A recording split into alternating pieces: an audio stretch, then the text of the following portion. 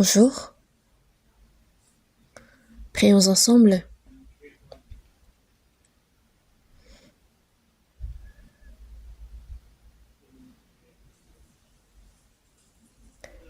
Dieu notre Père qui est saint, plein de grâce et de miséricorde, nous vivions dans nos péchés et dans nos iniquités, mais tu nous as sauvés. Nous sommes devenus tes enfants, tu nous as donné l'espérance du royaume des cieux. Merci pour cette grande grâce. Aujourd'hui encore, nous qui avons été sauvés par ton sang, aide-nous afin que nous puissions, par ta parole et au sein de cette communion sainte, pouvoir apprendre sur ta parole, que cette parole puisse être semée dans chacun de nos cœurs, que nous puissions le comprendre par la vertu du Saint-Esprit et que nous puissions la porter dans nos cœurs. Inspire-nous par le Saint-Esprit, touche nos cœurs et fortifie-nous. Console-nous par ta parole.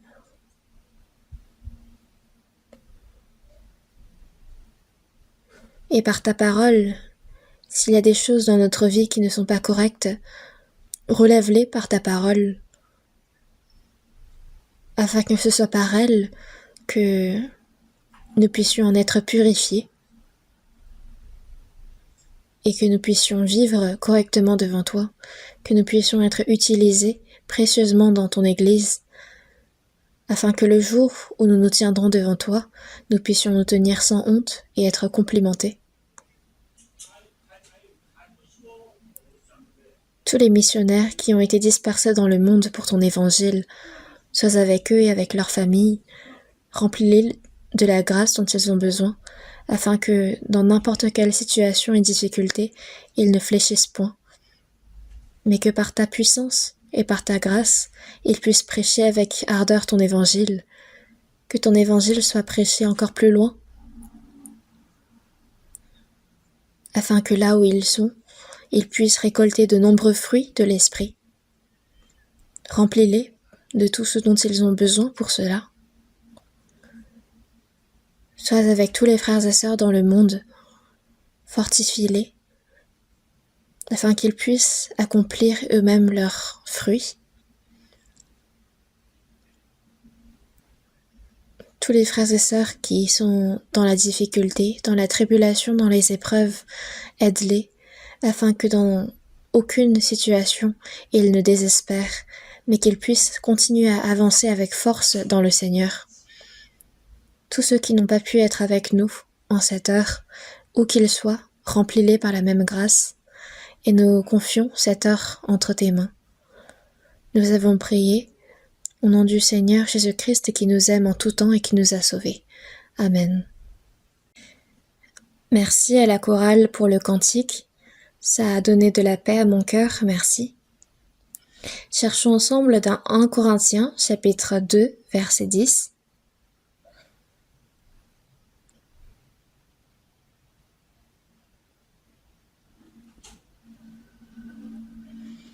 À partir du verset 10 jusqu'au verset 12, lentement, lisons ensemble. Dieu nous les a révélés par l'Esprit, car l'Esprit sonde tout, même les profondeurs de Dieu. Lequel des hommes, en effet, connaît les choses de l'homme, si ce n'est l'esprit de l'homme qui est en lui?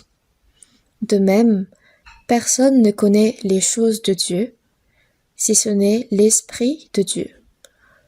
Or nous n'avons pas reçu l'Esprit du monde, mais l'Esprit qui vient de Dieu, afin que nous connaissions les choses que Dieu nous a données par sa grâce.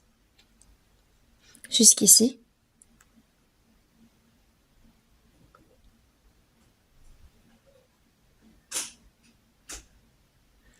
Dans 1 Corinthiens, chapitre 1, il est écrit que l'homme n'est pas sauvé par les miracles ou par la sagesse du monde que cherchent les Juifs ou les Grecs, mais c'est seulement par la crucifixion de Jésus, par la puissance de la croix.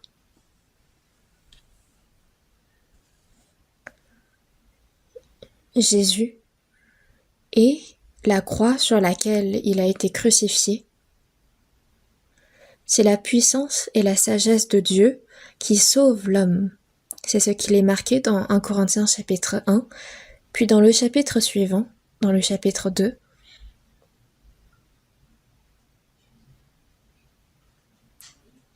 Quand un homme croit au fait que Jésus a été crucifié sur la croix,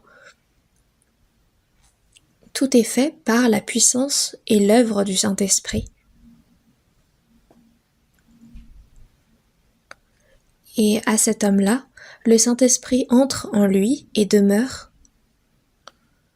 Et on voit quelle sorte d'œuvre il accomplit encore en lui.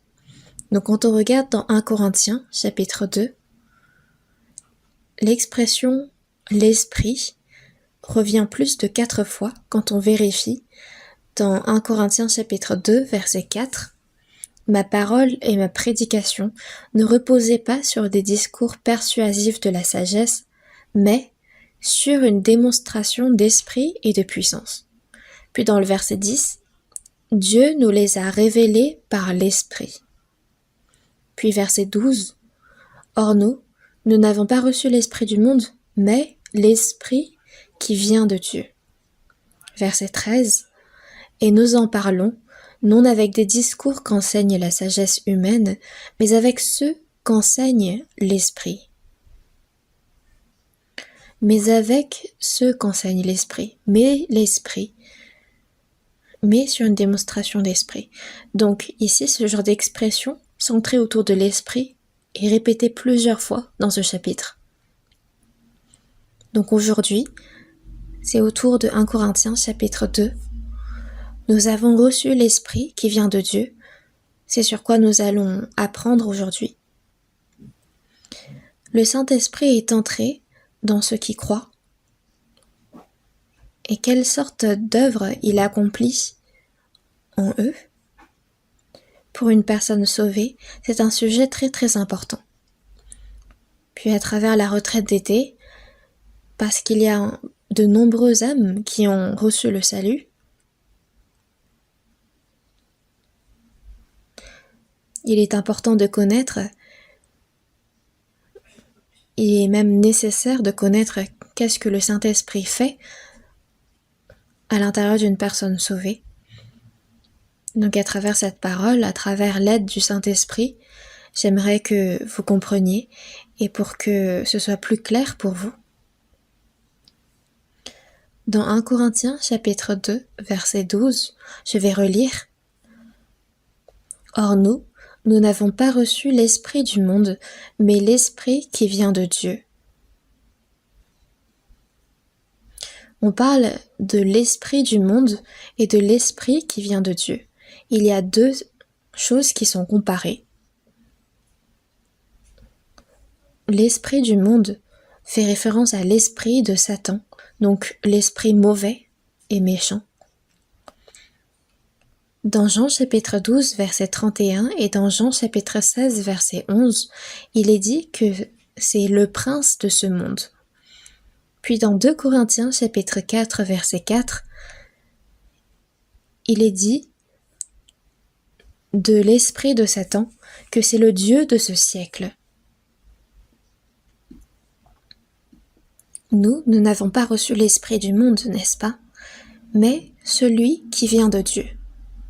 L'Esprit qui vient de Dieu fait référence au Saint-Esprit. Le Saint-Père, le Fils Saint et le Saint-Esprit, donc ces trois entités qui se réfèrent à Dieu. Le nom du Père Saint, c'est Dieu, le nom du Fils Saint, c'est Jésus, et le nom du Saint-Esprit, c'est le Saint-Esprit, tout simplement. Ils sont trois, mais ils sont un. On qualifie cela de la Sainte Trinité. Et dans la Bible, il n'y a pas le mot Trinité qui est écrit une seule fois, mais ça existe bel et bien, et c'est décrit dans la Bible. Leurs rôles sont différents, ils ont 3 rôles différents, ils sont 3 emplacements différents, mais ils sont un. Celui qui a planifié le salut, c'est Dieu, le Père Saint. Dans l'Ancien Testament, celui qui a préparé le terrain pour la venue du Seigneur Jésus, c'est Dieu le Père Saint. Puis Jésus, le Fils Saint, est venu réellement sur cette terre, puis après 30 années de vie, il a prêché le royaume de Dieu, puis il est mort sur la croix en accomplissant la prophétie de Dieu. Puis le Saint-Esprit a été envoyé par le Père Saint et le Fils Saint, et il endosse encore maintenant le rôle de prêcher l'Évangile. Donc il y a bien 3 rôles qui sont différents en fonction du Père Saint, du Fils Saint et du Saint-Esprit, mais en vérité, ces 3 entités-là sont le même Dieu. Nous, quand nous avons reçu le salut et que nous avons été baptisés, dans Matthieu chapitre 28, verset 19, « Allez, faites de toutes les nations des disciples, les baptisant au nom du Père, du Fils et du Saint-Esprit. » On parle du Père, du Fils et du Saint-Esprit. Donc on parle de ces 3 entités-là et on dit au nom de Dieu. Donc il y a 3 rôles, 3 emplacements différents, mais le nom ici est indiqué au singulier. Ils sont 3 et pourtant le nom est un.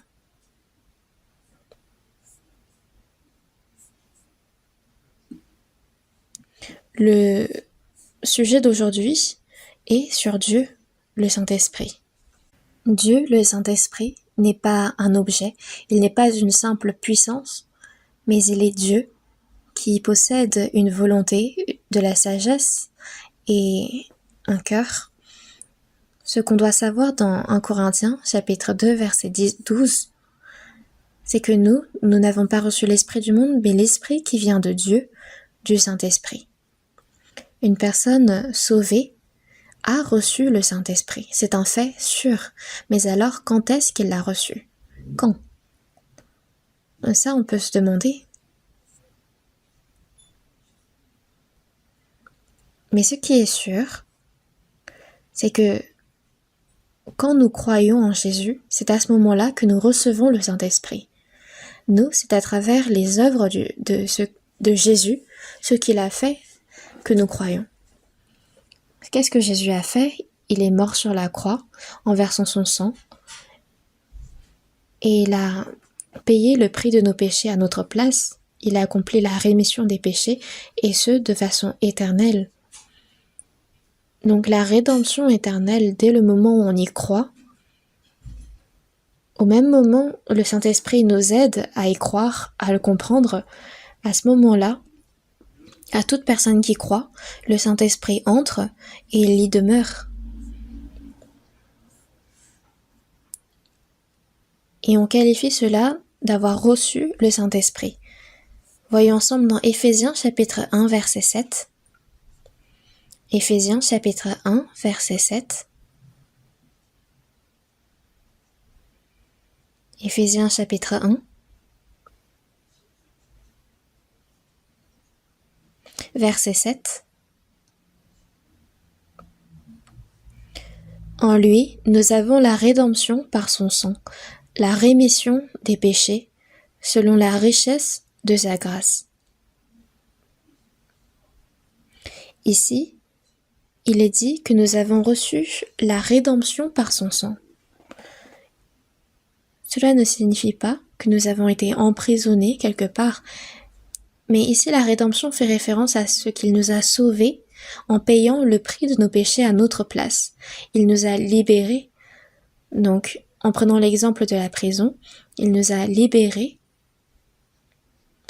La rédemption par son sang, la rémission des péchés. Par Jésus, nous avons été pardonnés de nos péchés de façon certaine et à ce moment-là, c'est le Saint-Esprit qui entre en nous. Verset 13, lisons ensemble. En lui, vous aussi, après avoir entendu la parole de la vérité, l'évangile de votre salut, en lui, vous avez cru et vous avez été scellés du Saint-Esprit qui avait été promis, lequel est un gage de notre héritage pour la rédemption de ceux que Dieu s'est acquis à la louange de sa gloire.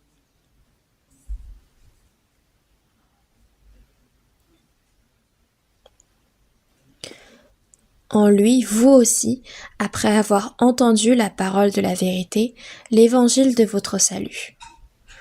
L'évangile de notre salut, ça fait référence à Éphésiens chapitre 1 verset 7, la rédemption par son sang, la rémission des péchés. C'est par son sang que nous avons été pardonnés de nos péchés. En lui vous avez cru et vous avez été scellés du Saint-Esprit qui avait été promis. Pourquoi est-ce qu'on dit le Saint-Esprit qui avait été promis? C'est que à toute personne qui croit, Dieu avait promis qu'il allait leur donner le Saint-Esprit dès l'Ancien Testament. Et c'est pourquoi il a dit le Saint-Esprit qui avait été promis. Dans le livre de Joël, parmi les prophètes apparaissant dans l'Ancien Testament, le livre de Joël a été écrit avant le livre d'Ésaïe dans l'ordre chronologique. Et quand on regarde dans Joël chapitre 2 verset 28, il est dit « Après cela, je répandrai mon esprit sur toute chair ». Donc toute chair ici, on parle de toute chair qui croit. Et il dit qu'il répandra son esprit, donc le Saint-Esprit, sans discrimination, donc que ce soit un homme, que ce soit une femme. Il l'a promis. Et selon cette même promesse, ceux qui entendent la parole de la vérité et qui y croient, ils vont être scellés du Saint-Esprit qui avait été promis. Et qu'est-ce que ça veut dire d'être scellé? C'est qu'on y a posé le sceau. Donc à toute personne qui croit, elle a reçu le sceau du Saint-Esprit. Et qu'est-ce que cela signifie? C'est qu'elle a reçu une preuve certaine. Par exemple, quand deux personnes font un contrat, ils mettent leur signature à la fin du contrat, parce que dès qu'ils y mettent leur signature, ce contrat prend effet et tout se passera selon ce contrat. Par exemple, quand on met son sceau sur un objet, cela veut dire que cet objet appartient désormais à la personne qui a mis son sceau. Moi, à chaque fois que j'achète des livres, parce que je lis beaucoup, je mettais ma signature sur ces livres. Ça signifiait que c'est désormais à moi et que personne d'autre ne pouvait le prendre sans mon autorisation. Du coup, j'y mettais mon sceau. De la même façon, quand une personne entend l'évangile et comprend et y croit, il est marqué du sceau de Dieu.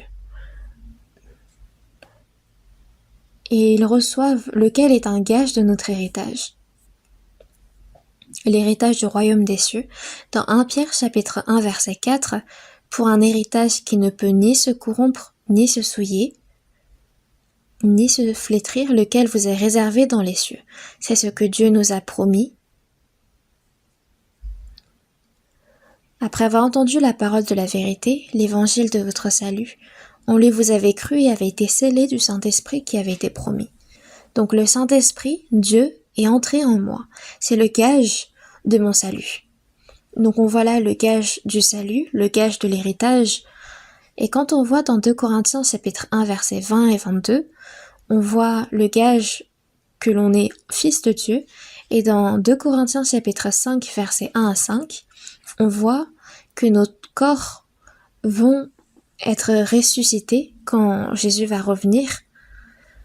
Donc on a aussi le gage de la résurrection de nos corps. Donc on a divers gages qui attestent de la venue du Saint-Esprit, le gage du salut, de notre héritage, que nous sommes fils de Dieu, et de la résurrection de nos corps.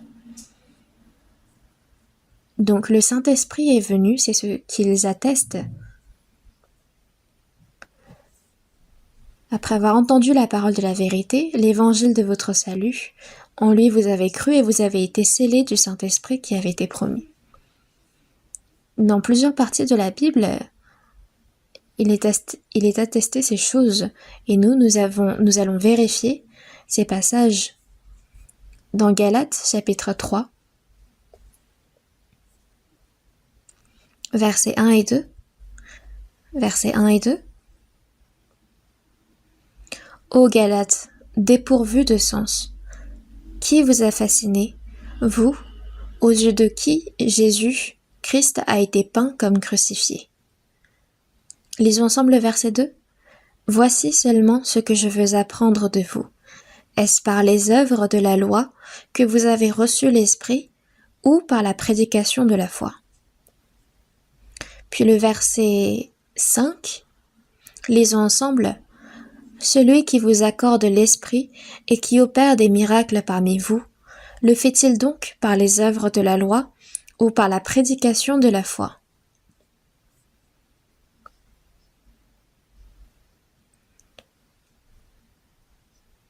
Est-ce que la venue du Saint-Esprit dans notre cœur, est-ce que c'est par la foi ou par les œuvres?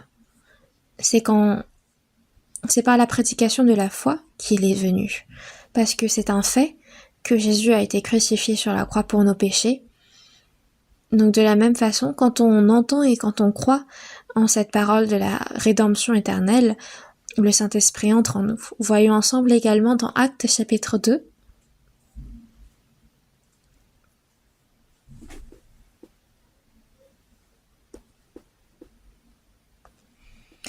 Chapitre 2, verset 38. Lisons ensemble. Pierre leur dit, « Repentez-vous, et que chacun de vous soit baptisé au nom de Jésus-Christ pour le pardon de vos péchés, et vous recevrez le don du Saint-Esprit. »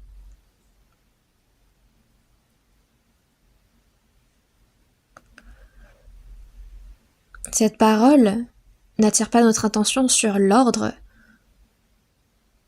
mais sur ce qu'il se passe à une personne qui croit. Déjà, il y a « repentez-vous », il faut la repentance pour recevoir le salut. Ensuite, que chacun de vous soit baptisé au nom de Jésus-Christ. Toute personne qui croit doit recevoir le baptême par l'eau, puis le pardon de vos péchés. Une personne qui croit, donc ses péchés lui sont pardonnés, et vous recevrez le don du Saint-Esprit. Donc on parle de toutes ces choses-là. Et ici, que chacun de vous soit baptisé au nom de Jésus-Christ. D'être baptisé au nom de Jésus-Christ, comme je vous l'ai dit tout à l'heure, dans Matthieu chapitre 28, verset 19, Jésus, avant de monter dans les cieux, il a dit à ses disciples, « Allez, faites de toutes les nations des disciples, les baptisant au nom du Père, du Fils et du Saint-Esprit. » Donc, c'est seulement une personne qui a entendu et qui a cru qui peut devenir disciple de Jésus. Et à ses disciples, il a donné le pouvoir de baptiser et d'être baptisé. Donc, d'être baptisé au nom de Jésus-Christ, c'est seulement pour les personnes sauvées. Quand on regarde également dans Marc, chapitre 16, versets 15 et 16, puis il leur dit « Allez par tout le monde et prêchez la bonne nouvelle à toute la création. Celui qui croira et qui sera baptisé sera sauvé, mais celui qui ne croira pas sera condamné. » Dans cette parole, il y a celui qui croira et qui sera baptisé, celui-là sera sauvé. Nous, c'est par la foi que nous sommes sauvés. Mais de croire et d'être baptisés, c'est parce que nous avons reçu le salut que nous pouvons attester ce salut à Dieu et aux hommes par le baptême. Donc le baptême, finalement, est compris dans le lot. Il est dit donc « Repentez-vous et que chacun de vous soit baptisé ». Donc cela signifie qu'on doit déjà recevoir le salut, se repentir et recevoir le salut pour ensuite recevoir le baptême. Donc cette personne, ses péchés sont véritablement pardonnés et vous recevrez le don du Saint-Esprit. C'est une parole surprenante parce que le Saint-Esprit ne vient pas par les œuvres de la loi, comme la rémission des péchés, comme le salut. Le Saint-Esprit est aussi un don de Dieu. Donc ici aussi, c'est quand on se repent, quand on croit, qu'on reçoit ensuite le Saint-Esprit. Encore, dans Jean chapitre 7, voyons ensemble dans l'Évangile, selon Jean chapitre 7, verset 37. Verset 37 jusqu'au verset 39. Le dernier jour, le grand jour de la fête, Jésus, se tenant debout, s'écria : « Si quelqu'un a soif, qu'il vienne à moi et qu'il boive. Celui qui croit en moi, des fleuves d'eau vive couleront de son sein, comme dit l'Écriture. » Verset 39, on lit ensemble. Il dit cela de l'Esprit que devaient recevoir ceux qui croiraient en lui, car l'Esprit n'était pas encore, parce que Jésus n'avait pas encore été glorifié.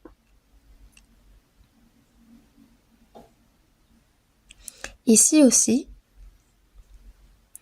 il est dit celui qui croit en moi, comme dit l'Écriture. Quand Jésus parlait, le Nouveau Testament n'a pas encore été écrit, donc l'Écriture ici fait référence à l'Ancien Testament. Et selon l'Ancien Testament, des fleuves d'eau vive couleront de son sein. Moïse, c'est quand il a frappé un rocher, selon la parole de Dieu, que de l'eau vive a coulé. Donc de la même façon, Jésus, il est mort sur la croix en souffrant. Et donc ces deux événements sont liés. Et comme dit cette écriture, celui qui croit en moi, des fleuves d'eau vive couleront de son sein. Il dit cela de l'esprit que devaient recevoir ceux qui croiraient en lui. Il y a un esprit réservé à ceux qui croient.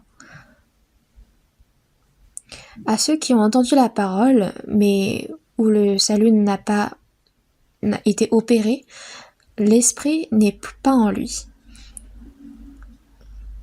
Ici on dit car l'esprit n'était pas encore parce que Jésus n'avait pas encore été glorifié. Qu'est-ce que Jésus qui est glorifié ? C'est quand il est mort sur la croix, quand il a été enseveli, mais qu'il a ressuscité et qu'il monte dans les cieux. Il a reçu la parole de l'évangile de son Père, et parce qu'il n'est pas encore mort, et parce qu'il n'est pas monté encore dans les cieux, le Saint-Esprit n'était pas encore. C'est de cela dont on parle. Et ici, ce qui est sûr, c'est l'Esprit que devaient recevoir ceux qui croiraient en lui. Quand on réfléchit à une chose encore, dans Matthieu chapitre 3 versets 16 et 17, quand Jésus eut été baptisé par Jean-Baptiste, il y a les cieux qui se sont ouverts, puis l'Esprit de Dieu descendit comme une colombe sur Jésus. Puis une voix fit entendre des cieux ces paroles : « Celui-ci est mon Fils bien-aimé en qui j'ai mis toute mon affection. » Et réfléchissons un peu à cette scène, et quand on réfléchit également au contenu, Jésus n'est pas un pécheur. Le baptême, c'est les pécheurs qui le reçoivent. Mais Jésus n'en avait pas besoin, mais il l'a tout de même reçu. Mais alors pourquoi est-ce que Jésus a été baptisé ? C'est en tant que représentant de tous les pécheurs, en tant que sauveur de tous les pécheurs, qu'il a reçu le baptême.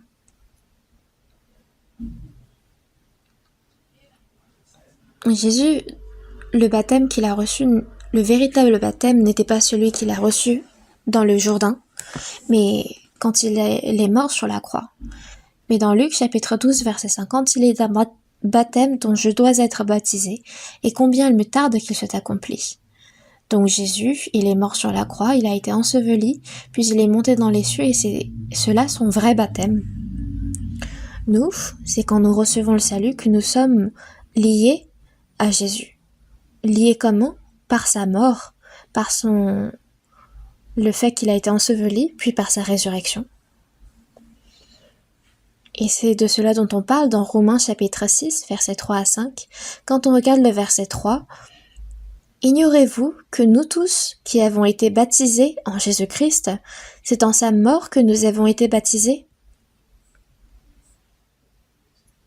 Nous avons été unis en Jésus-Christ par sa mort.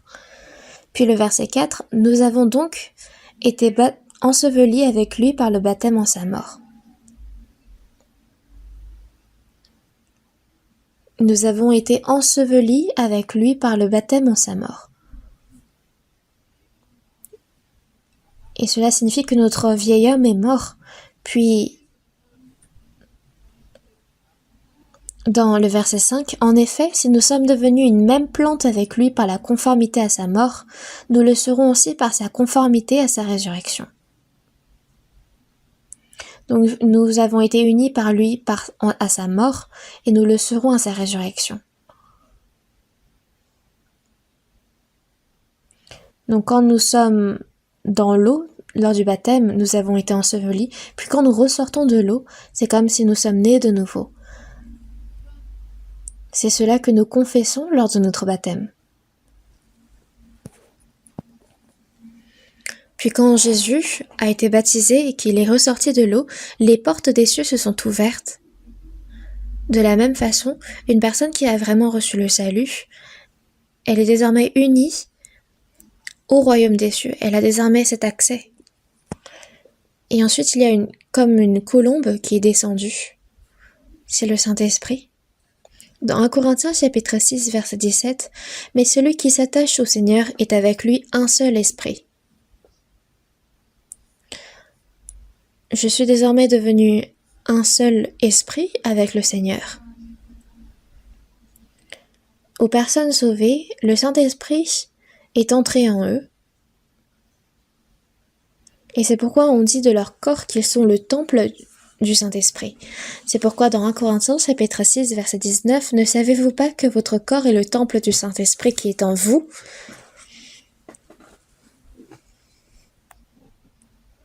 On dit que nous sommes le temple du Saint-Esprit. C'est pourquoi nos corps ne sommes plus à nous-mêmes, mais c'est au Seigneur. Quand on croit, le Saint-Esprit vient, puis il y a eu une voix qui s'est fait entendre depuis les cieux. « Celui-ci est mon Fils bien-aimé en qui j'ai mis toute mon affection. »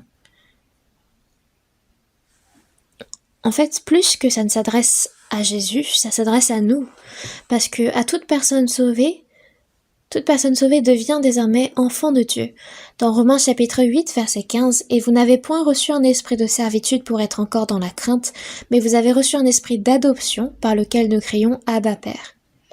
Par la venue du Saint-Esprit, par la venue de l'Esprit du Fils, nous sommes devenus fils de Dieu, en qui j'ai mis toute mon affection. » Désormais, en tant qu'enfant de Dieu, ça montre comment nous devons vivre désormais en tant qu'enfant de Dieu.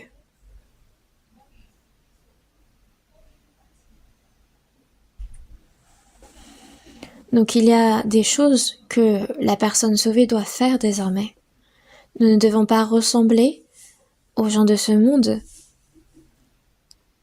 mais nous avons reçu l'Esprit qui vient de Dieu.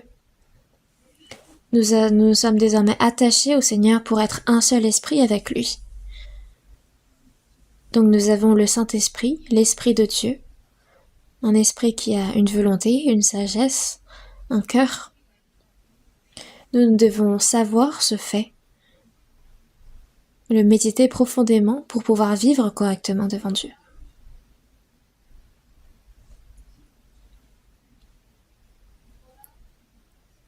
Puis en toute personne sauvée, le Saint-Esprit ne demeure pas tout simplement, mais il existe également en tant que preuve qu'une personne sauvée ne se perdra plus. Le salut ne se perd pas. Une fois sauvé, on est sauvé pour l'éternité. Cherchons ensemble dans Jean chapitre 14.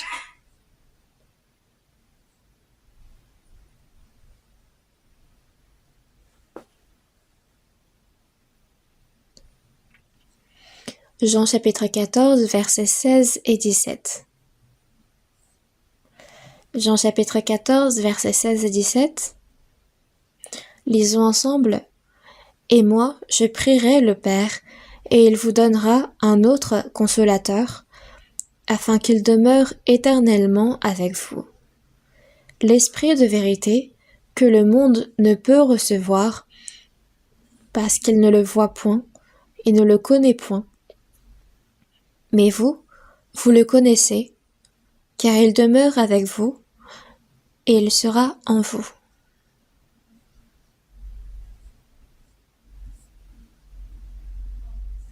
Il est dit que le Saint-Esprit demeure en nous comme gage de notre salut, gage de l'héritage du royaume des cieux, comme gage que nous sommes fils de Dieu, comme gage de la résurrection de nos corps. Et en même temps, il demeure avec nous et il est en nous. Quand on voit le verset 17, « Car elle demeure avec vous, avec, et il sera en vous. » En. Donc en où? Il est à l'intérieur de nous, dans notre esprit. C'est pourquoi il est avec nous. Il est en nous, il est avec nous. Et à quel point? Verset 16. Afin qu'il demeure éternellement avec vous. Donc quelle est la durée de c'est éternellement. Ça veut dire que le Saint-Esprit ne sortira plus, parce que c'est pour l'éternité. Il est avec nous, en nous, et ce pour l'éternité. C'est pourquoi il ne se perd pas. Quelle est la preuve la plus sûre qu'une personne sauvée ne se perd pas? C'est parce qu'elle a le Saint-Esprit. Dans la Bible, il y a quelques versets où on dirait justement que le Saint-Esprit nous quittera, mais ça c'est pour enseigner le chrétien. Mais le Saint-Esprit ne quitte pas réellement. Si le Saint-Esprit ne quitte pas et qu'il demeure éternellement, comment est-ce qu'une personne sauvée peut se perdre? Jamais elle ne se perdra pas.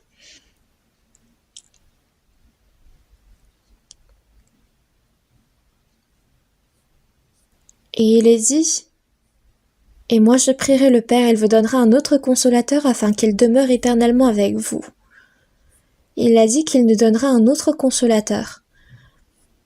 Ce consolateur, en grec, signifie un défenseur, comme un avocat. Mais pourquoi est-ce qu'il est dit qu'il nous donnera un autre consolateur? C'est parce que durant toute la durée où Jésus était avec ses disciples, c'était Jésus qui était le défenseur. Mais désormais, il ne peut rester au milieu de ses disciples. C'est pourquoi il va confier son rôle à un autre consolateur. Et il faut bien étudier ce mot « autre ». En grec, « autre » apparaît sous deux mots différents. Le premier c'est « hétéros » et le deuxième « allos ». Hétéros fait référence à une différence hétérogène, donc on parle d'une différence totalement flagrante. Mais allos, c'est une différence qui est pourtant homogène, donc de nature semblable. Sauf que ici, un autre consolateur, en grec, a été écrit sous le mot allos. Ça veut dire que c'est un autre consolateur, le Saint-Esprit, qui est différent de Jésus et qui pourtant est semblable.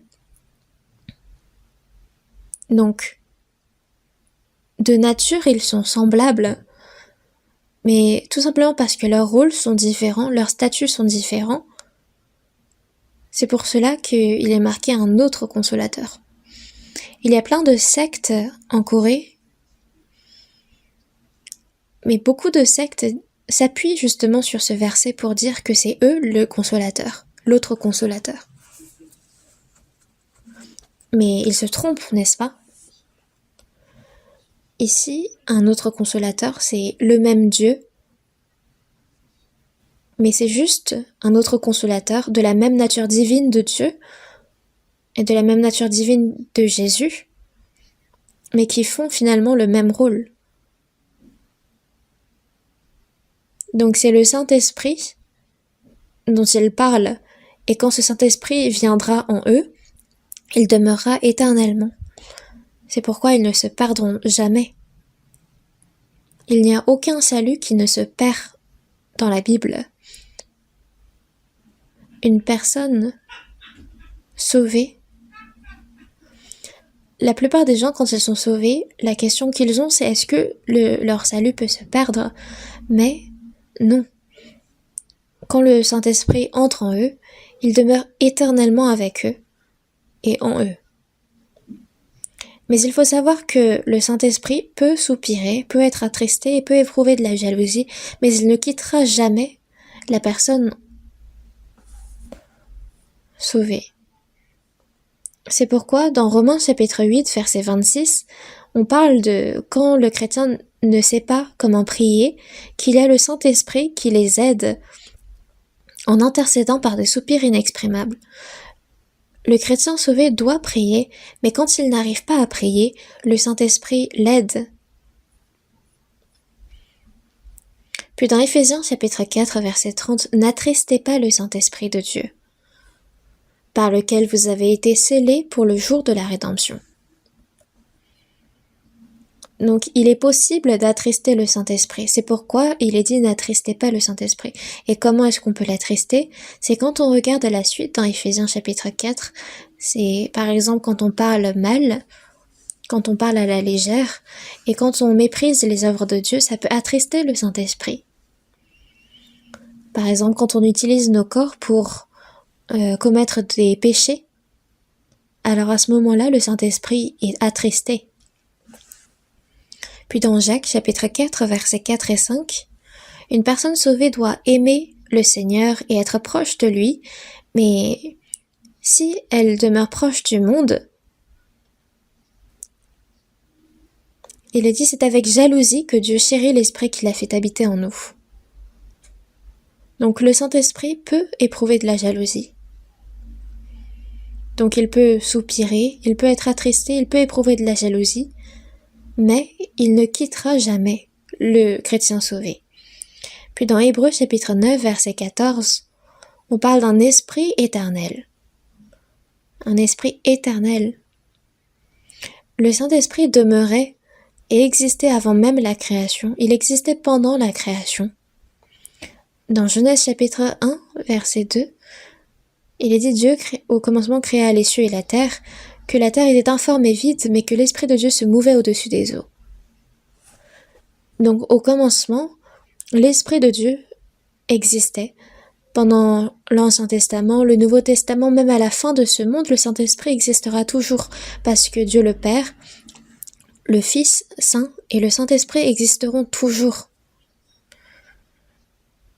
Mais entre l'Esprit, avant l'accomplissement de l'Évangile par Jésus, et après, il y a quand même une certaine différence. Parce que pendant l'Ancien Testament, vu que c'était avant que Jésus accomplisse la rédemption éternelle, on dit que l'Esprit est en cours. C'est un esprit qui œuvre. Mais dans le Nouveau Testament, Jésus a accompli l'Évangile sur la croix. Et c'est pourquoi on dit que le Saint-Esprit qui réside dans le Nouveau Testament, c'est le Saint-Esprit qui demeure. C'est lui qui demeure dans l'Église. Il demeure en tant que la tête de l'Église. Donc c'est là la différence. Dans l'Ancien Testament également, le Saint-Esprit existait et il travaillait. Mais parfois il demeurait avec le peuple d'Israël, mais quand il péchait, il le quittait. Il était avec le peuple d'Israël, mais à chaque fois qu'il commettait des crimes, des péchés, il le quittait. Ce contenu est écrit dans Ézéchiel chapitre 10, verset 11. Il a une expression assez marrante. C'est vrai que c'est assez triste pour le peuple d'Israël, mais en fait c'est exprimé de façon à ce que c'est facilement compréhensible. Il est dit, la gloire de Dieu s'élève au-dessus des tables de l'Alliance. Les tables de l'Alliance, dans le lieu très saint au niveau des chérubins qui symbolisent la présence de Dieu. Donc de base, cette gloire se place au niveau des chérubins. dans le lieu très saint, mais après, ça a été déplacé au seuil de la maison de Dieu, puis dans la cour intérieure, puis dans la ville, puis dans les montagnes, des oliviers, et de là, elle est complètement partie, elle s'est retirée complètement. C'est ce qui est marqué dans Ézéchiel chapitre 10, chapitre 10 et 11 en détail. Puis à ce moment-là, il y a eu la destruction par l'Empire babylonien.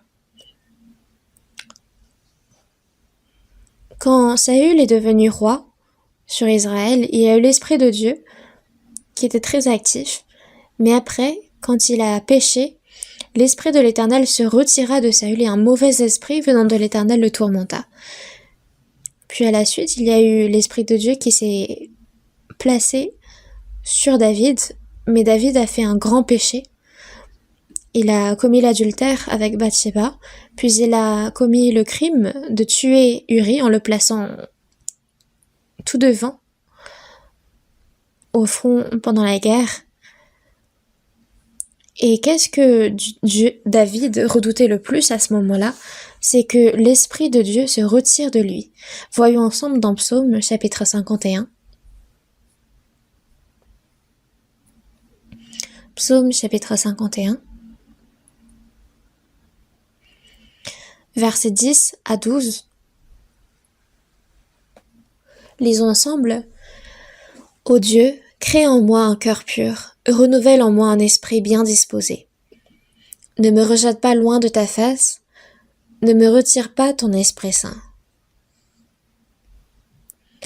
Rends-moi la joie de ton salut, et qu'un esprit de bonne volonté me soutienne.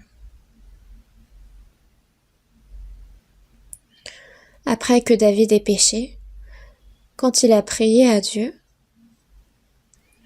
il a dit « Ne me retire pas ton Esprit Saint ».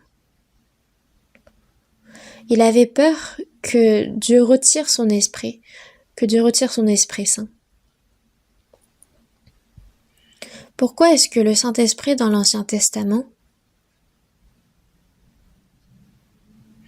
En fait, c'est parce que dans l'Ancien Testament, le Saint-Esprit demeurait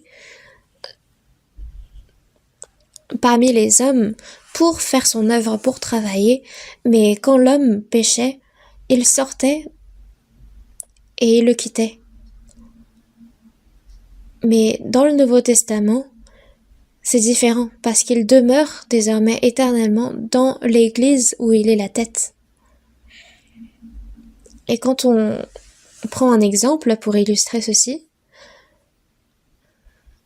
dans la Genèse, après le déluge, Noé, pour voir à quel niveau s'élevaient les eaux, il a envoyé un corbeau, puis il a envoyé une colombe 3 fois. La première fois, la colombe n'avait pas trouvé où se poser, du coup elle est revenue. Puis la deuxième fois qu'il l'a envoyée, elle est revenue en tenant dans son bec une branche d'olivier, et la troisième fois qu'il l'a envoyée, elle n'est plus revenue. Qu'est-ce que cela signifie? En fait, les événements qui sont écrits dans la Bible portent généralement un message spirituel. La colombe fait référence à Jésus, comme quand Jésus a été baptisé et qu'il y a eu le Saint-Esprit qui est descendu comme une colombe. Dans l'Ancien Testament, Dieu a envoyé le Saint-Esprit au milieu des hommes, mais parce que l'homme était tellement corrompu, il n'avait pas lieu où demeurer, où vraiment demeurer, s'installer. Donc quand on regarde dans Marc chapitre 8,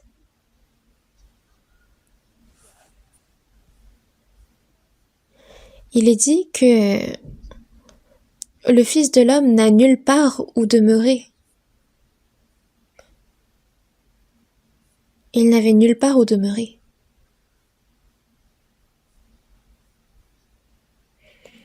Mais Dieu a quand même envoyé Jésus.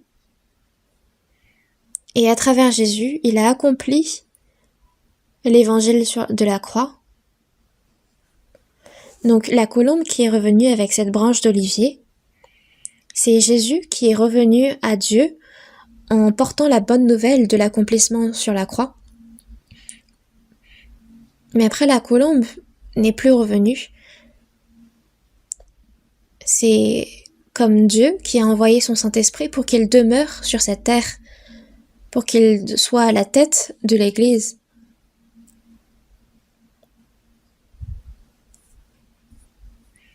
Jusqu'à quand? Jusqu'à ce que le Seigneur revienne, le Saint-Esprit va demeurer sur cette terre.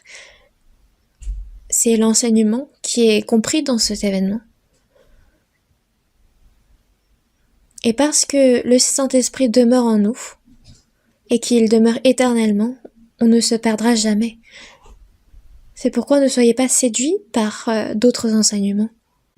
C'est pourquoi dans 1 Corinthiens, chapitre 11, verset 31, « Si nous nous jugeons nous-mêmes, nous ne serions pas jugés, mais quand nous sommes jugés, nous sommes châtiés par le Seigneur, afin que nous ne soyons pas condamnés avec le monde.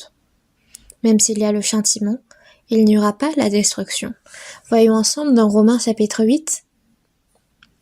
Romains chapitre 8.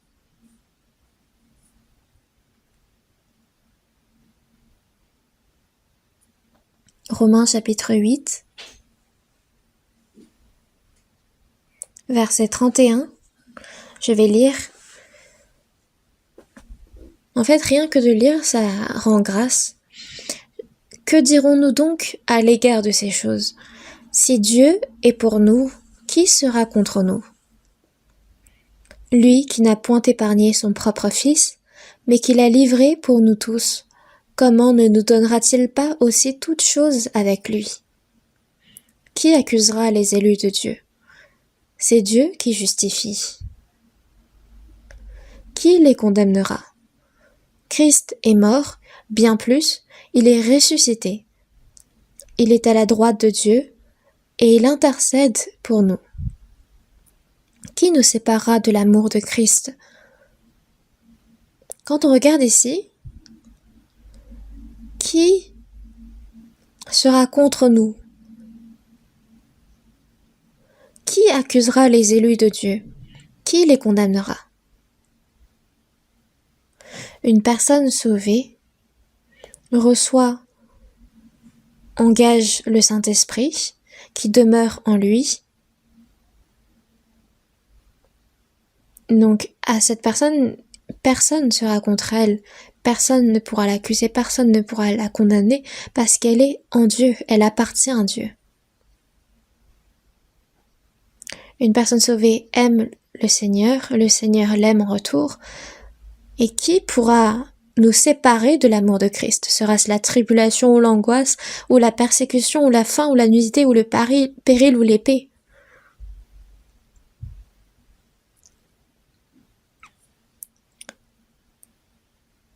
Selon qu'il est écrit, c'est à cause de toi qu'on nous met à mort tout le jour, qu'on nous regarde comme des brebis destinées à la boucherie. Mais dans toutes ces choses, nous sommes plus que vainqueurs par celui qui nous a aimés. Lisons ensemble les versets 38 et 39.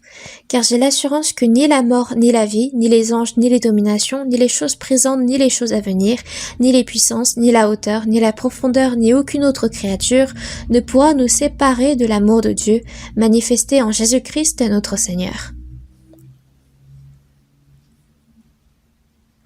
C'est une certitude personnelle.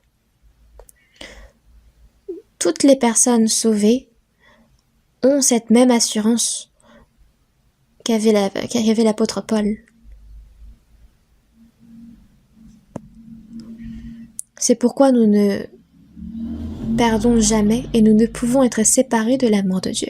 Retournons à 1 Corinthiens chapitre 2, verset 12. Chapitre 2, verset 12. « Or nous n'avons pas reçu l'esprit du monde, mais l'esprit qui vient de Dieu, afin que nous connaissions les choses que Dieu nous a données par sa grâce. » Relisons le reste. « Les choses que Dieu nous a données par sa grâce. » Les choses que Dieu nous a données par sa grâce, ici c'est au pluriel, c'est qu'il y a plein de grâces que Dieu nous a données. Mais quelles sont les plus importantes? La rémission des péchés, donc la grâce du salut, c'est la plus importante. C'est par le fait que Jésus a été crucifié sur la croix nos péchés ont été pardonnés, nous avons réglé ce problème du péché. C'est par le Saint-Esprit que nous pouvons croire, connaître ce fait, entendre et croire en cette rémission des péchés, et nous pouvons en être reconnaissants et heureux. 1 Corinthiens chapitre 2 verset 1. Pour moi, frères, lorsque je suis allé chez vous,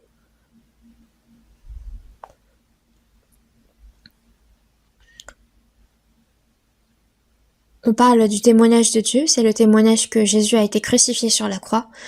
Ce n'est pas avec une supériorité de langage ou de sagesse que je suis allé vous annoncer le témoignage de Dieu.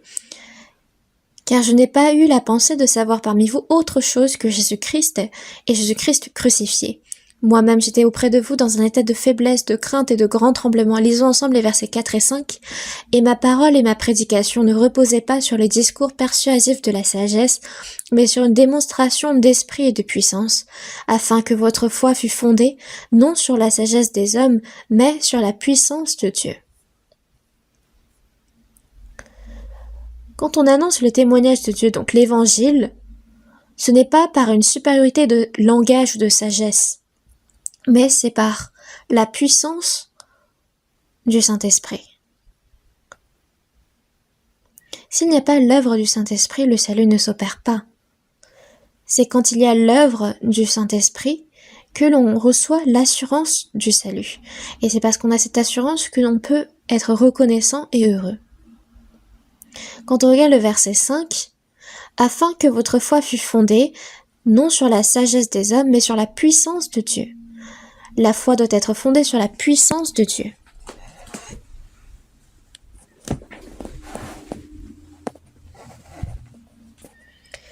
La foi accomplie chez chaque homme, ça doit être seulement sur une démonstration d'esprit et de puissance. Le même contenu revient dans 1 Thessaloniciens, chapitre 1, verset 5.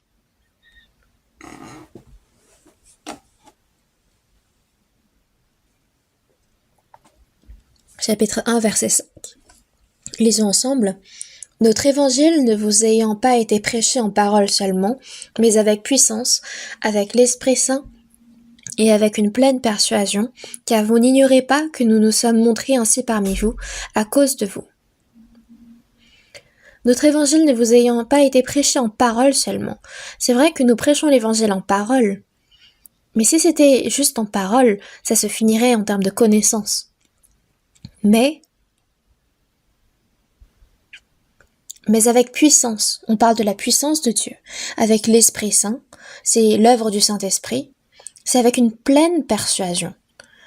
La puissance de Dieu, le Saint-Esprit et la pleine persuasion, c'est alors que nous avons cette assurance. Quand nous recevons la puissance de Dieu, c'est par l'œuvre de Dieu que quelqu'un se met à croire. Voilà la grande œuvre du Saint-Esprit. Voyons ensemble également dans 1 Jean chapitre 5. 1 Jean chapitre 5, verset 8 jusqu'au verset 12, je vais lire. Verset 8. « Car il y en a 3 qui rendent témoignage, l'esprit, l'eau et le sang, et les 3 sont d'accord. » Il y en a 3 qui rendent témoignage. Le Saint-Esprit rend témoignage, l'eau et le sang. En premier lieu, Jésus, en mourant sur la croix, a versé son sang, donc c'est le sang de Jésus qui rend témoignage. L'eau ici fait référence à la parole. C'est dans la parole qu'est écrite la crucifixion de Jésus en versant son sang. Cette parole a été écrite et quand cette parole est prêchée, c'est à ce moment-là que le Saint-Esprit œuvre. C'est le Saint-Esprit qui rend témoignage en chacun d'entre nous. C'est pourquoi il y a l'assurance. Dans le verset 9, « Si nous recevons le témoignage des hommes, le témoignage de Dieu est plus grand, car le témoignage de Dieu consiste en ce qu'il a rendu témoignage à son Fils. Celui qui croit au Fils de Dieu a ce témoignage en lui-même. Celui qui ne croit pas Dieu le fait menteur, puisqu'il ne croit pas au témoignage que Dieu a rendu à son Fils. Et voici ce témoignage, c'est que Dieu nous a donné la vie éternelle et que cette vie est dans son Fils.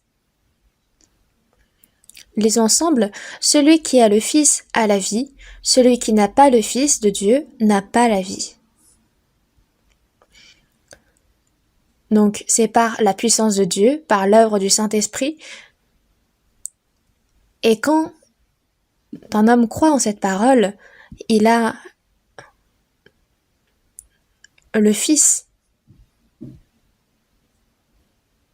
Et c'est pourquoi il peut être reconnaissant, c'est pourquoi il y a de la joie.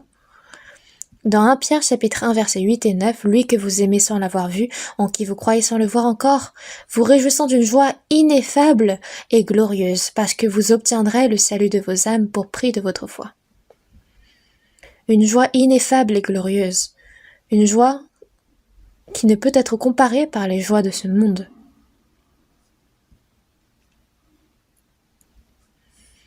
C'est pourquoi quand on regarde dans Romains chapitre 5, dans le verset 11, « Et non seulement cela, mais encore nous nous glorifions en Dieu par notre Seigneur Jésus-Christ. » Puis quand le Seigneur va revenir sur cette terre et quand nous rentrerons dans le royaume des cieux, il y a cette joie ineffable et glorieuse.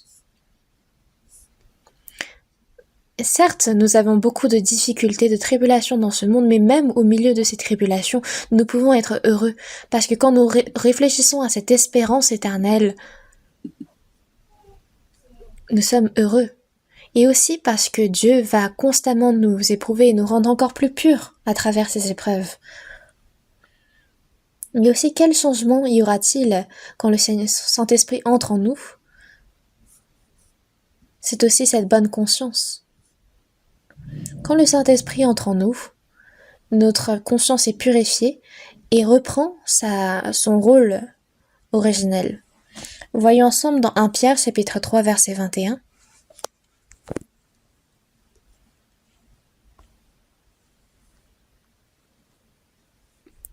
« 1 Pierre chapitre 3 verset 21.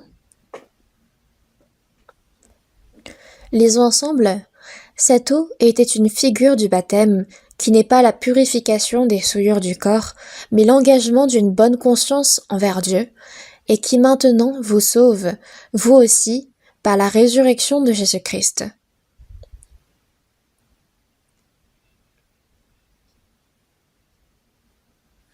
On voit dans cette parole qui n'est pas la purification des souillures du corps. Ce n'est pas parce que, après notre salut, nous avons été baptisés, que nos souillures du corps ont été purifiées. Qu'est-ce que les souillures du corps? Dans notre corps, nous avons cette nature pécheresse qui est là depuis le péché d'Adam, depuis notre naissance. Cette nature pécheresse. Mais ce n'est pas cela qui a disparu avec notre baptême. Qu'est-ce qui a changé? C'est l'engagement d'une bonne conscience envers Dieu. C'est la conscience qui est devenue pure. C'est la conscience qui commence à jouer véritablement son rôle. Avant notre salut, la conscience de l'homme était comment? La conscience reste la même, mais quand on regarde illuminé par la parole de Dieu, c'est différent. On parle d'une conscience impure, souillée. Dans 1 Corinthiens chapitre 8 verset 7, d'après la manière dont ils envisagent encore les idoles, mangent de ces viandes comme étant sacrifiées aux idoles, et leur conscience qui est faible en est souillée. Donc c'est la conscience qui est devenue faible, souillée. Et dans Tite chapitre 1 verset 15, en parlant des personnes non croyantes, mais rien n'est pur pour ceux qui sont souillés et incrédules. Leur intelligence et leur conscience sont souillées. Et dans 1 Timothée chapitre 4 verset 2, portant la marque de la flétrissure dans leur propre conscience.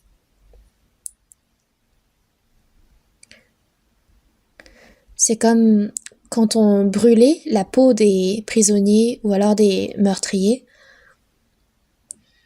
Les cellules mouraient. Donc, c'est comme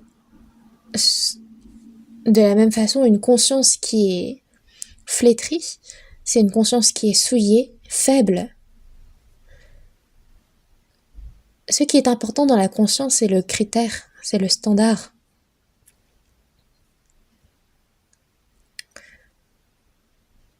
Qu'est-ce qu'on doit mettre en priorité entre la parole et la prière, la parole et la conscience?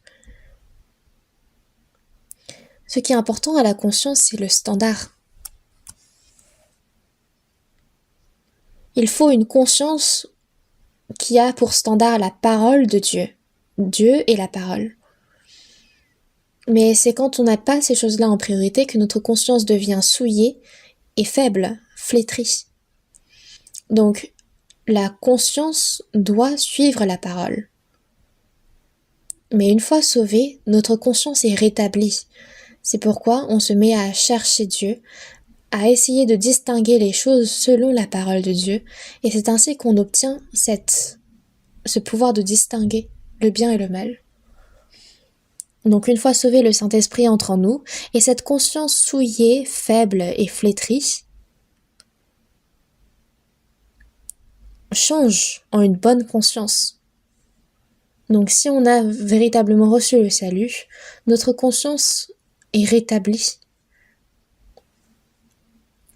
Donc notre cœur, notre esprit devient purifié. Dans 1 Pierre chapitre 1 verset 22, « Ayant purifié vos âmes en obéissant à la vérité ». Le moment où nous recevons l'évangile, notre âme est purifiée.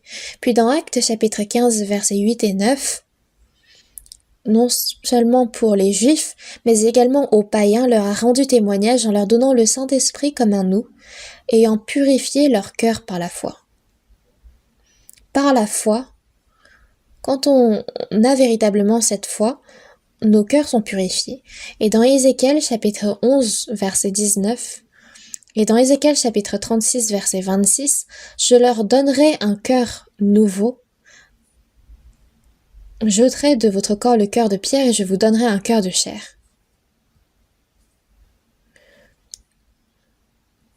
Nous avons eu le cœur de Christ, ce cœur qui est uni au Seigneur. Auparavant, nous avons ce cœur de désobéissance, mais désormais nous avons ce cœur à vouloir obéir. Notre conscience devient plus pure. Après notre salut, notre conscience se purifie. Mais si après notre salut,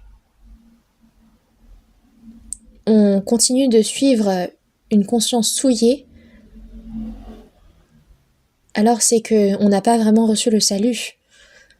Mais une personne qui a véritablement reçu le salut aura sa conscience purifiée, elle va avoir une conscience envers Dieu. Donc, elle se mettra à vivre une vie centrée autour du Seigneur, autour de sa parole.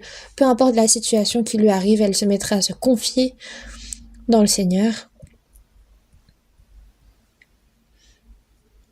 Dans la Bible, dans 1 Corinthiens chapitre 12, verset 3, « Nul ne peut dire « Jésus est le Seigneur » si ce n'est par le Saint-Esprit. » Si le Saint-Esprit n'entre pas,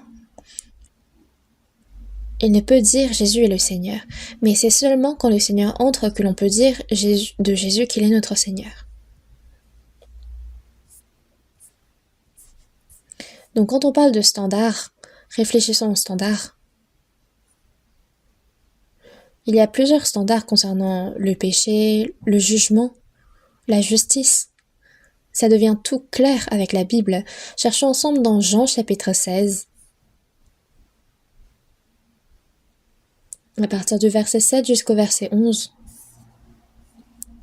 Jean chapitre 16, verset 7 au verset 11.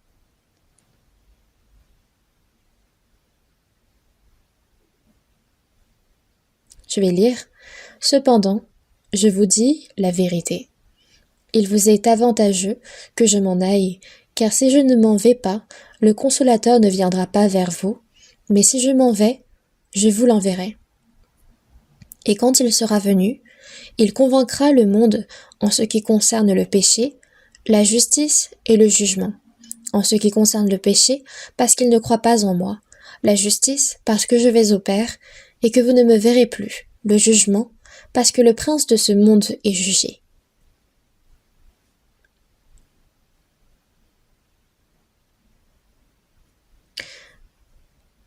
Jésus, en quittant ses disciples, a dit qu'il allait envoyer un autre consolateur, et quand cet autre consolateur viendra, il convaincra le monde en ce qui concerne le péché, la justice et le jugement. Il définit des critères clairs en ce qui concerne le péché parce qu'il ne croit pas en moi. Qu'est-ce que le péché? C'est à cause de nos propres péchés que nous allons en enfer. Mais quel est le plus grand péché? C'est de ne pas croire. Les hommes vont en enfer parce qu'ils ne croient pas. Parce qu'ils ne croient pas que Jésus a pardonné leurs péchés. Et quand on n'y croit pas, on va en enfer. Donc le plus grand péché, c'est de ne pas croire. Le plus grand péché, c'est de ne pas croire. Ne pas croire, c'est le plus grand des péchés, c'est ce que la Bible nous atteste. Je vais vous donner un exemple. C'était pendant que Andrew Jackson était le 7e président aux États-Unis. Il y avait un voleur nommé George Wilson qui avait essayé de voler une banque, mais pendant ce temps, il avait, sans faire exprès, accidentellement tué quelqu'un. Il a reçu donc la peine de mort, mais ses proches amis le connaissaient bien, et ils savaient qu'il était quelqu'un d'assez gentil.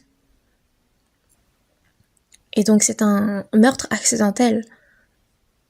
Donc certes, c'est c'est un crime de voler, mais il a commis un meurtre accidentellement. Donc c'est trop excessif de lui accorder une peine de mort. Donc ils ont fait une manifestation, ça a fait une polémique. Beaucoup de personnes également les ont rejoints. Il y a eu donc une lettre de pardon qui a été adressée au président Andrew Jackson. Et le président a posé son sceau. Il a envoyé cette lettre de pardon à George Wilson en lui disant « Ton crime a été pardonné ». Mais George Wilson, lui, s'entêtait à recevoir cette peine de mort. Et du coup, qu'est-ce qu'il fallait faire à ce moment-là? Est-ce qu'il fallait le libérer ou est-ce qu'il fallait continuer sa peine de mort? Donc aux États-Unis, le tribunal s'est rassemblé et ils se sont débattus sur ce point. Et le juge à cette époque était John Marshall et il a dit une parole assez connue. Il a dit « La lettre de pardon, c'est juste une feuille de papier. Et cette lettre de pardon prend effet seulement par si ceux qui signent acceptent ou refusent. Donc si la personne concernée refuse cette lettre de pardon, alors elle n'a plus effet. » C'était assez connu à l'époque et finalement George Wilson a reçu cette peine de mort. Donc, quelle est la raison pour laquelle George Wilson est mort? Bien sûr, c'est à cause de son meurtre, du crime du meurtre, mais ce crime a été pardonné. Donc, pour être exact, c'est parce qu'il a refusé cette lettre du pardon. Concernant les péchés commis à cause de la nature pécheresse qui a commencé avec le crime d'Adam, ces péchés ont été pardonnés. Mais finalement, pourquoi est-ce qu'on va en enfer? C'est parce qu'on ne croit pas en ce pardon. Donc de ne pas croire, c'est le péché. Et la Bible nous a défini clairement ce qu'était le péché. Quelle est la justice ensuite? Il est dit, j'irai vers le Père. Jésus, c'est en montant vers les cieux qu'il ira au Père. Il y a une justice que Jésus a respectée durant ce séjour sur cette terre. Et c'est selon ces justices que nous allons au royaume des cieux. Je prends tes péchés et j'ai payé le prix de tes péchés à ta place. Donc c'est la justice du Seigneur et nous, de respecter cette justice-là, c'est d'appliquer la justice de Dieu. Pourquoi est-ce que les hommes vont en enfer? C'est parce qu'ils écoutent la parole du diable. C'est pourquoi ils vont avec le diable en enfer. Nous avons tous une libre volonté, mais parce que nous nous faisons séduire par le diable, nous allons en enfer. Donc le standard est très clair. En vivant notre vie au quotidien, Dieu nous donne la parole dont nous avons besoin, il nous définit des critères, des standards. Il dit cette bonne conscience envers Dieu nous fait chercher quelle est la volonté de Dieu, ça nous fait trouver les réponses à nos questions. Et c'est alors que nous pouvons vivre une vie en étant distingués, séparés du monde. Mais si on dit avoir la foi mais qu'on n'a pas la bonne conscience, c'est que depuis le début, la foi est erronée. Voyons ensemble dans 1 Timothée, chapitre 1.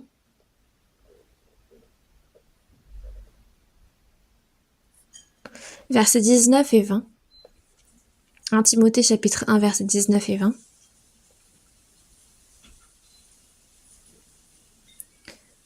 Lisons ensemble. En gardant la foi et une bonne conscience. Cette conscience, quelques-uns l'ont perdue, et ils ont fait naufrage par rapport à la foi.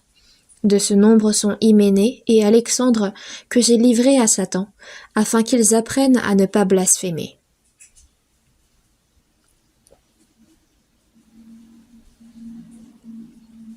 En gardant la foi et une bonne conscience. La foi et la bonne conscience sont liées. Une personne qui croit a une bonne conscience. Pourquoi ? C'est parce que Dieu a fait de cette conscience souillée une bonne conscience.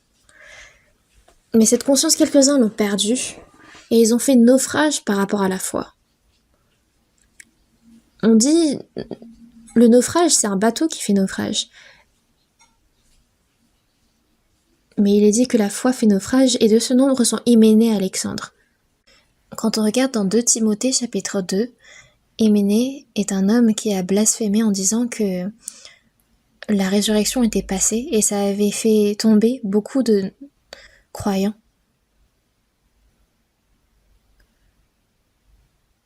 Et de blasphémer ainsi avec autant d'assurance, ça signifie que sa conscience n'était pas pure. Il faut d'abord vérifier si ce que je dis est la vérité, oui ou non, et dans toute parole que je profère, la comparer à la parole de Dieu. Après notre salut, si on s'éloigne de la parole, alors notre conscience peut être souillée. Si notre vie de foi nous la menons pas correctement, alors notre conscience peut être souillée. Donc quelle est la preuve sûre que le Saint-Esprit est entré en moi? C'est que ma conscience est devenue pure. Et en suivant la parole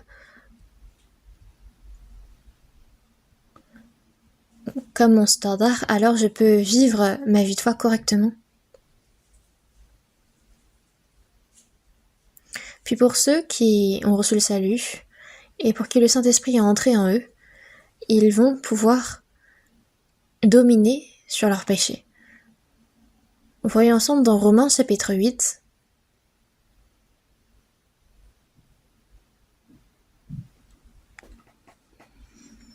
Romains chapitre 8, versets 1 et 2. Lisons ensemble. Il n'y a donc maintenant aucune condamnation pour ceux qui sont en Jésus-Christ, qui marchent non selon la chair, mais selon l'Esprit. En effet, la loi de l'Esprit de vie en Jésus-Christ m'a affranchi de la loi du péché et de la mort. Ici, on parle de la loi de l'Esprit de vie qui m'a affranchi de la loi du péché et de la mort. Quand on regarde le dictionnaire en grec, on voit que affranchi, c'est libéré. Et aussi, il est correct de dire que l'action est encore en cours. Il est vrai que nous avons été affranchis de nos péchés, mais parce qu'il nous reste encore cette nature pécheresse, dans notre quotidien, il y a plein de péchés que nous commettons au dépend de notre conscience à cause de cette nature pécheresse.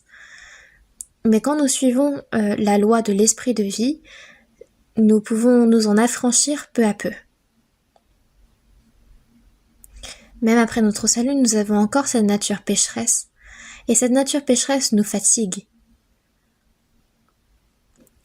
Le cantique 405, Amazing Grace, qui a été écrit par John Newton.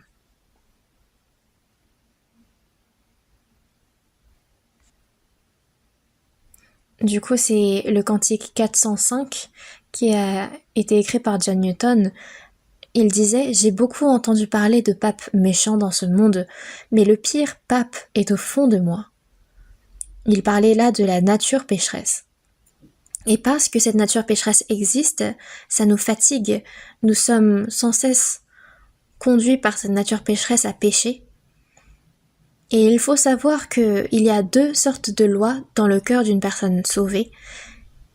Il y a le Saint-Esprit qui est entré en nous, du coup il y a cette volonté de vivre selon le Saint-Esprit, mais il y a cette loi du péché qui réside encore en nous et qui nous incite à pécher. Et ces deux lois sont en conflit au sein de nous. C'est ce qui a été confessé dans Romains chapitre 7, verset 18. « Ce qui est bon, je le sais, n'habite pas en moi, c'est-à-dire dans ma chair. J'ai la volonté, mais non le pouvoir de faire le bien. »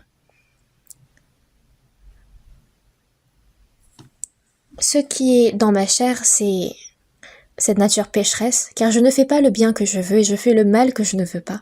Et si je fais ce que je ne veux pas, ce n'est plus moi qui le fais, c'est le péché qui habite en moi. Je trouve donc en moi cette loi. Quand je veux faire le bien, le mal est attaché à moi, car je prends plaisir à la loi de Dieu, selon l'homme intérieur. Mais je vois dans mes membres une autre loi qui lutte contre la loi de mon entendement et qui me rend captif de la loi du péché qui est dans mes membres. Misérable que je suis, qui me délivrera du corps de cette mort? Grâce soit rendue à Dieu par Jésus-Christ notre Seigneur.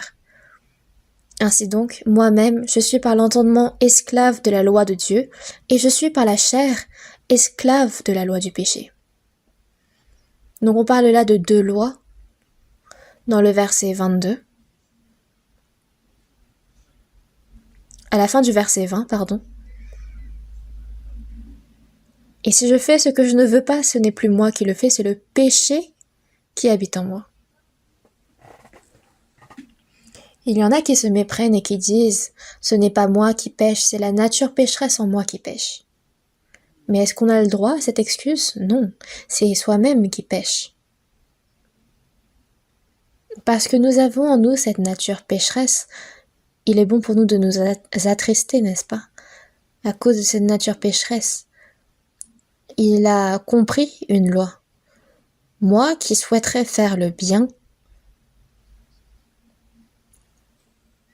l'homme intérieur en moi se jouit de la loi de Dieu. Je prends plaisir à la loi de Dieu selon l'homme intérieur. Parce que l'homme intérieur qui a reçu la loi de Dieu souhaite vivre selon sa volonté. Mais la loi de ma chair lutte contre la loi de Dieu qui est en moi. Misérable que je suis, qui me délivrera du corps de cette mort? C'est une grande tristesse. C'est un grand devoir que nous avons une fois sauvés. Comment faire pour vaincre le péché et vivre dans la vérité en obéissant à la parole de Dieu et vivre une vie de victoire? C'est une question que nous devons nous poser. Comment faire pour être en union avec Dieu alors que nous avons encore en nous cette nature pécheresse?